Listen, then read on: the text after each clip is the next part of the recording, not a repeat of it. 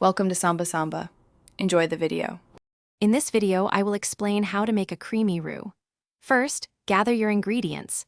Typically, 1/4 cup of unsalted butter and 1/4 cup of all-purpose flour.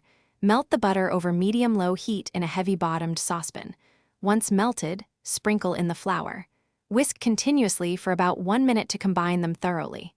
This initial step is crucial for a smooth base. Continue cooking your butter and flour mixture over medium-low heat. The key here is constant stirring to prevent burning and ensure even cooking. For a creamy white sauce like bechamel, you'll want a light, blonde roux.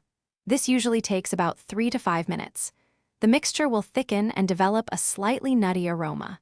Don't rush this step. Patience yields the best results. To achieve that perfect creaminess, gradually add your cold liquid, such as milk or stock, to the hot roux. Pour in a small amount, about 1/4 cup, and whisk vigorously until fully incorporated and smooth. Continue adding liquid in small increments, whisking after each addition. This gradual process prevents lumps and ensures a silky, creamy sauce every time. A common mistake is not stirring enough, which can lead to a burnt roux and a ruined sauce.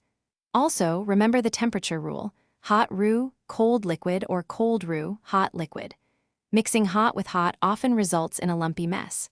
Practice makes perfect, so don't be discouraged if your first attempt isn't flawless. And hey, if your car needs a refresh, check the description for a link to Little Tree's black ice and other great deals.